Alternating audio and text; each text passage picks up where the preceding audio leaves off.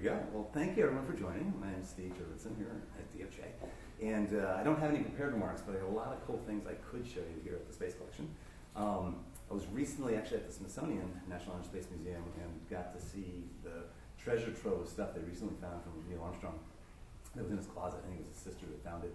And it's just unbelievable because that filled in a missing piece of what this collection can start to show you, which is that on every Apollo mission, the lunar module commander brought back a whole bunch of goodies. I mean, it was just like a raid. Anything that was detachable, you know, without a tool involved, that could be brought back from the lunar module was, and that is the method by which here in this room, there's a piece of every lunar module that's been to the moon, like not just to the moon, but like on the lunar surfaces. And some of the other rooms, if we go to them, there's stuff from many of the rovers as well, which is even more remote, driving an electric vehicle on the moon.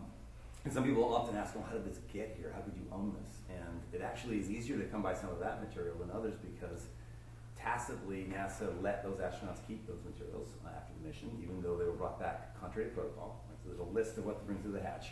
And in the final undocking, they try to shed as much weight as possible. Right? So they put a bunch of trash in the lunar module. They literally have a single-use explosive wire that detaches the docking ring that's needed for docking. On the last undocking, they leave that extra chunk of titanium behind. In fact, that's what you see over there, that ring that looks iconically like the Apollo ring. That's the Apollo 14 docking ring. And the Smithsonian thought it was the docking ring because it was missing from the command module when it landed. They're like, well, that's the one, according to the records, but it wasn't because the originals crashed into the moon. That was used to try to recreate docking problems they had in Apollo 14. To make a long story short, the stuff exists on Earth only because someone broke rules to bring it back.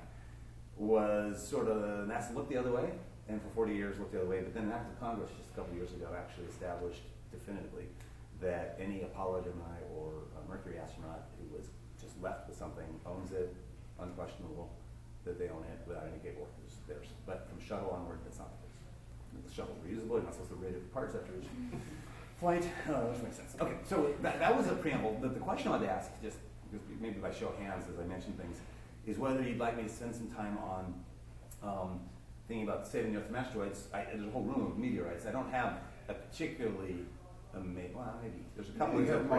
There's at least two things I'm definitely going to show you. The largest slice of the moon on Earth, and you can all hold a piece of Mars if you'd like. But when it comes to other kinds of meteorites, you can see a lot about the early days of our solar system from them. I'd say a few words about that. But like, how are meteorites compared to space artifacts? Who's like more meteorites, less space, and who's more space? Okay, more meteorites. Yeah, okay, more space. Okay. So in the space category, that's funny. I'll do a little both. I mainly collected Apollo stuff. In fact, I started just trying to be specific to John Young specific stuff because the very first item I got is a really cool thing I'll show in a moment up there from Apollo 16 that opened my eyes to the possibility you could even own something that's going to the moon. Like that blew my mind. And that was about 6 years ago. So this whole collection was in 6 years. I've never collected anything before. It's kind of weird and kind of out of control. I never had permission from my partners to take over the whole damn office, and now it literally it started in my office, then it spilled into here, a sort over there, then here, and there's like rocket engines. No, multiple conference rooms. It's not secret anymore, is it?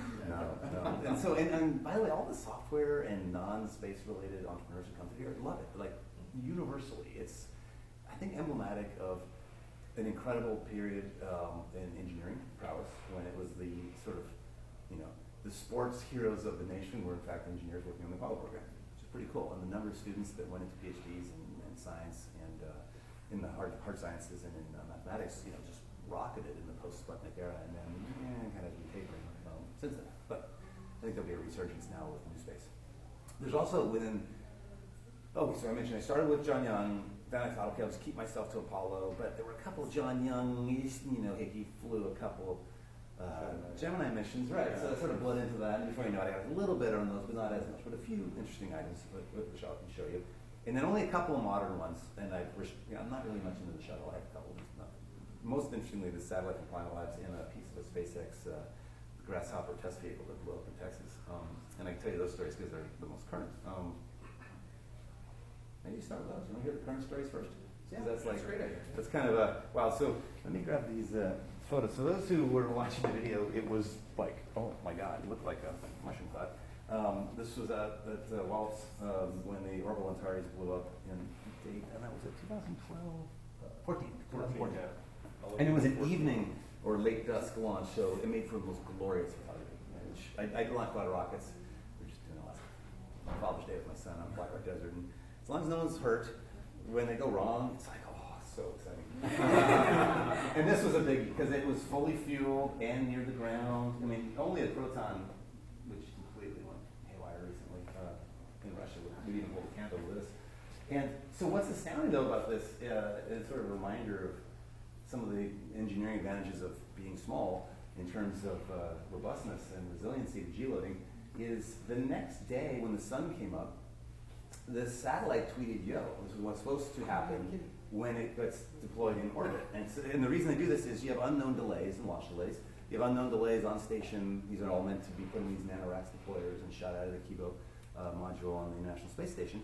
But you don't know if it'll be a day or a week, plus or minus, and you don't want, and for a variety of safety reasons, you can't be powering up, all kinds of stuff, and doing RF transmissions and what have you if you're in the tube. So how do you know if you're out of the tube? Well, if sunlight is hitting your solar cell, even a glint of it, you're out of the tube. Well, night launch, not enough light, sun comes up in the morning, this thing is just sitting on the beach. Completely operational, and in fact, whatever damage, this is really sad, whatever damage you see there, some bent parts, that was because I subsequently had a car crash with it in my car. But it was really in good shape, and I don't know if it's like one of these little things, because it was in the core of the rocket, in a nanoracks launch, which has a spring, but not a very super powerful spring, because you're not fighting against much when you're in space to get out. And so it just got tossed free and clear, which is kind of cool. And I want to hook it up where we can actually image it. So it withstood Antares, but it couldn't withstand you? Exactly. Actually, I took a whole panel off the way we attached it. It was fully functional, and I hope it stays, even if one of the panels might be a little more damaged than it used to be. So, by the way, just for those unfamiliar with Planet Labs, I think it could relate in a strange way to near-Earth object identification, not this exact architecture, but the idea of a constellation. I know B612 and Ed Blue in particular, I was talking with, one of his latest thoughts is instead of a single satellite around near Earth's orbit, looking outward to find, substantial threats over the next 50 to 100 years, that a constellation could very well do the same thing. And the benefit of constellation is a number of much less expensive sensors instead of one big grid of sensors and one big set of optics. In telescopes, as in cameras, the cost and weight of your lens goes up really exponentially with diameter.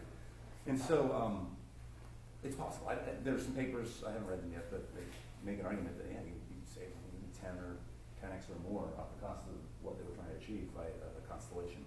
So the reason this, what I can say more confidently, the reason this is somewhere between 1,000 and not quite 10,000x cheaper than some prior competitors is it uses all commercial off-the-shelf parts. And it was an outgrowth of the NASA PhoneSat project, where some of you might know Alexander Graham and Bell were demonstration. Correct me if I say wrong, by the way. In fact, anyone jump in immediately and correct me if I say something wrong, because someone here almost certainly knows a lot more than I do about any one certain thing I may talk about. And it is being recorded. Yeah, and it's being recorded. I don't want to propagate error. So if anything's wrong or you have a personal story that could really embellish whatever I'm talking about, well, go ahead. Yeah, as the asteroid expert, you have an umbrella? Because I'll rate on your... So you don't believe in the cluster? Yeah. Okay. No. Okay. No, let me phrase it. Ed Blue's latest fundraising attempt is centered on that possibility because it's much lower cost, and prior is like $450 million he needed to raise to do the single thing with the cryo cool sensor. And we are planning on having Ed Blue come in and speak to you guys. So defer to him. I've spoken. Ask him that question. I know they've written a paper on it. He's excited about it. I don't know, and I couldn't speak to it, but I would take that as a note. Maybe that's just a dead end. I do know, because I was involved in fundraising for it and contributed to it, that it is kind of sad that for a total of 400, maybe 450 max, they could have built Ball Aerospace sensor, totally high-end satellite bus from, I think, the Wise, Reeves of the Wise bus, launch on a SpaceX launch, and have operating budget, all for less than the new wing of the Asian Art Museum in San Francisco. Or as Ed Blue says, for less than it costs to make Armageddon. Yeah. Oh, I didn't know that. Yeah. The movie or the real protection? Yeah. But I mean, the reason I go into that is I like to protect all the artifacts on Earth. Just the ones in any one wing of any one museum. So, joking. Anyway, there are obviously different kinds of projects. But back to this satellite and just new space in general. There's a lot of new constellations being designed for broadband data. This is for Earth observation. Any one satellite doesn't have, of course, the capabilities of big ones, but the design space got to a much more interesting place because you don't have station keeping, which can be like over half the weight of some of these bigger birds. You're not trying to stay up there for 10 years, so you don't really need space, hardened, spec stuff. You just plan to reboot every day. A lot of things you start doing when you think about disposable satellites, like rapid test cycles. They've roughly kept a new hardware design going every 6 weeks of their existence. How much did this cost? They're not saying, but let me just say that prior to Skybox, which is much, much more expensive, it's sort of like, if you think about like mainframes, mini computers, and maybe laptops, it's kind of comparable in a lot of things, size, cost, and so let's think of Skybox maybe as a mini, or like a DAC or something, or VAX or something. But if you just compare the mainframes, so when Planet started, it was just mainframes, and this is almost like 10,000 per satellite. Now you need multiple of them. Right. But when you factor in that you can launch a constellation, you can launch the entire constellation 100 and change, that's the image of the whole Earth every day, every meter of the Earth every day, on a single launch, you factor all that in, it starts to be more in the range of 1,000 plus or minus X, which is unheard of, right? In any other industrial or competitive sector. I know of no new entrant who comes in, even with incredibly more than like a 10X. Like I don't know in our entire history of the firm we've ever seen a startup enter any industry with a 100X cost advantage, except aerospace. Both SpaceX and are getting it. So that's pretty cool. The SpaceX one, normally I don't show these at all because, and this is actually not labeled yet. I want to make a placard, which was the quote Elon Musk gave in response to the question. But first, let me tell you what it is. It's a wonderful carbon fiber fuel line cover. The burn booster is the real thing. It just so happens the whole board was there under a tent watching this really cool, pushing the Grasshopper test vehicle. This was before anything's landed on a barge and all that, so they were testing in the Hawthorne test facility. I think they had put a new GPS algorithm. They were using 3 engines instead of 1. There were a couple of things that were new and to be tested, but most importantly, for today's story, it had the most fuel loaded on the thing. And we all watch as it goes up, and it starts to arc over, aching. It was obviously not right. And like, as our eyes get big, I think it was a safety self-termination, if I recall, that made it just go, boom, we were close.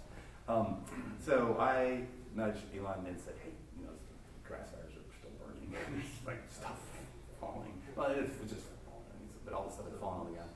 He's like, let's go check it out. And he's like, yeah, let's go do that. And make a long story short, aftermath, I don't know, like a week later, we heavily chastised with the FAA for this. They've had their punishment for this, but we went and we walked around and collected some goodies. And one of the people there, I think it was maybe Antonio, one of the board members, first asked, so Elon, what are you learning here, walking around all the rubble and seeing all this? He said, oh no, I'm not learning anything right now. We're just having fun. and then more interestingly, someone tried to cheer him up because at first he was just like shocked. I think it's like stage of the grief. And this was like a lot of work just went up. And there's the old, people like Glenn Miller have been saying, if we don't have a loss of one of the vehicles, we're clearly not pushing the testing envelope. But on the other hand, you'd like to not use it if you can and be right at the edge of that. So someone tried to cheer over the quote. I don't know if it was Edison or Gates or someone who had some quote like, if you haven't failed, you aren't learning or something like that. And his reply was classic. He goes, I don't want to quote this. Considering alternatives, I'd much rather learn from success.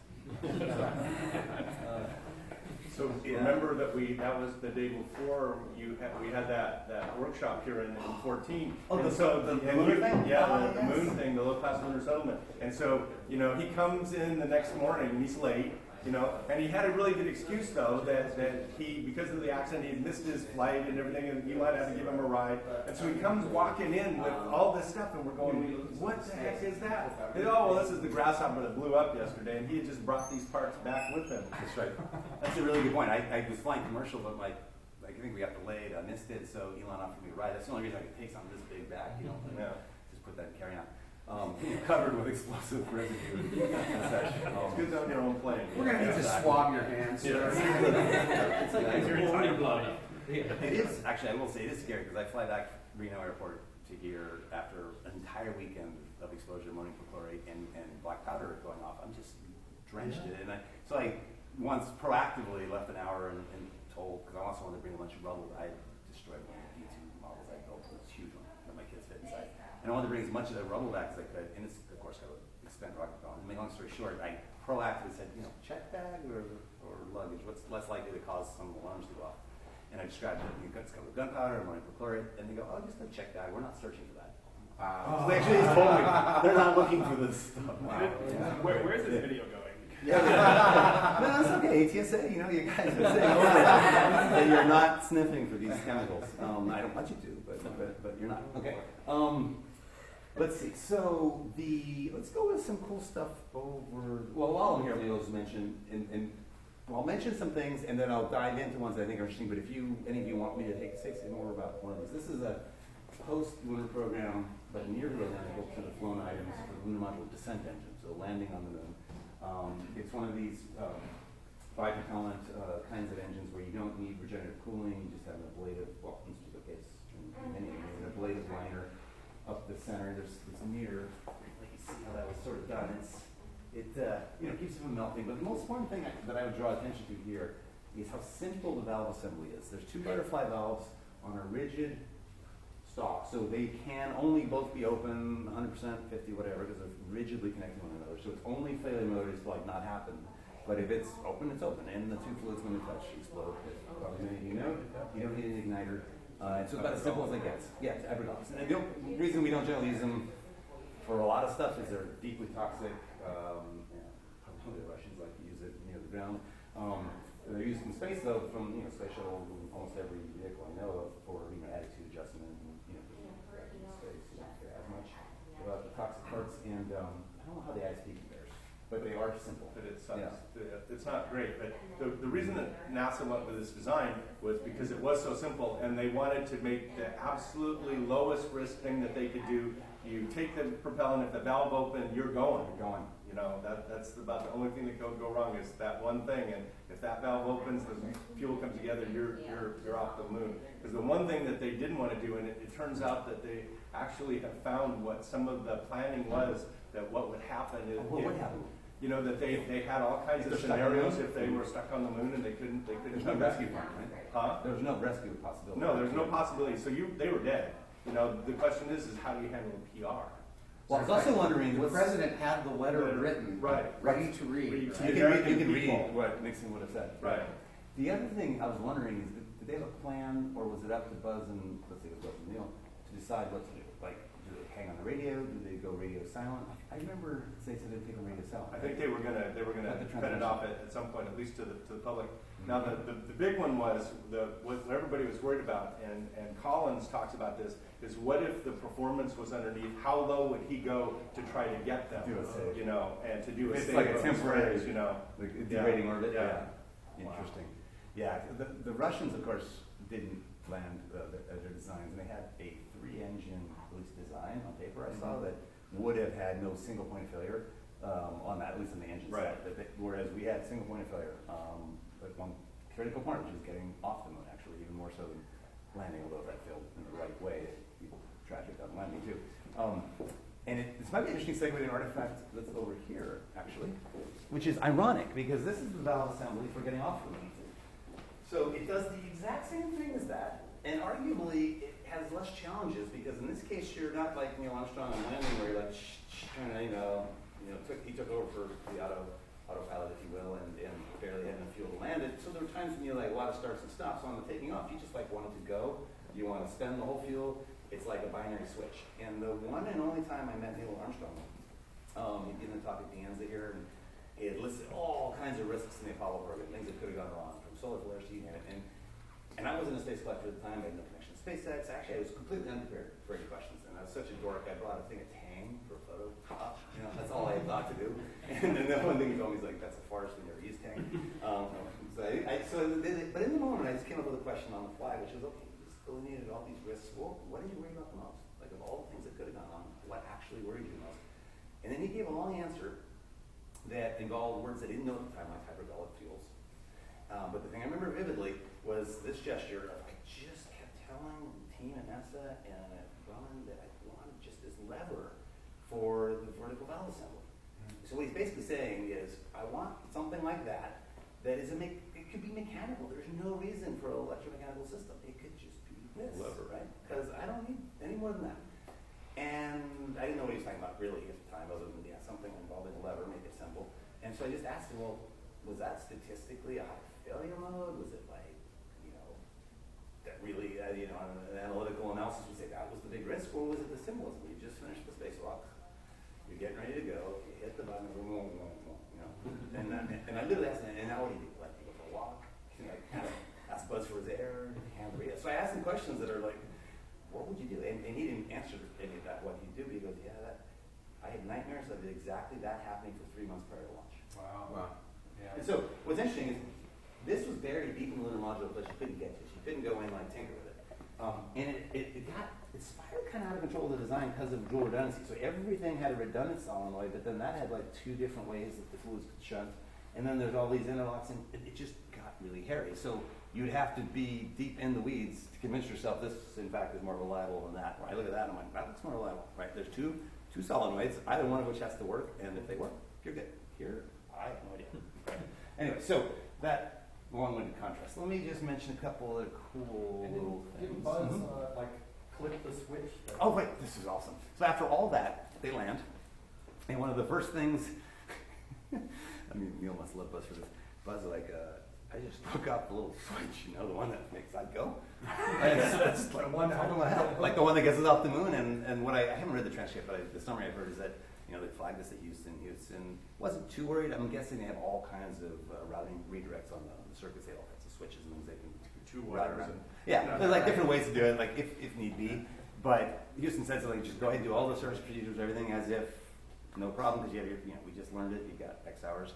We'll have an answer by the time you need it. And the answer was, the first thing to try, which worked, was to take the pen that they had, stick it in the little nub that remained, and try to flip the nub, and that worked. And, And by the way, it was not the Fisher space pen. Oh, was it pencil? No, it was a felt tip pen, and not the Fisher pen. And if you actually look on the Fisher side, do they have still a felt claim that it was, but they were also issued a felt tip pen. The company, I don't think they're in business anymore, but makes them. That actual pen did make it back, and did end up in a museum, but was ultimately destroyed in a fire here on Earth. Oh my gosh. But do you know if felt tip pens need a little pressurized thing like the Fisher pens? I don't know the specifics. Yeah. And they never thought pencil. Pencil wasn't enough. Yeah, I would think graphite bits floating around in microgravity might be a problem. Yeah. The old adage, the Russians just forget that, just use pencil. Right. So yeah, let me open this up and show you some cool things.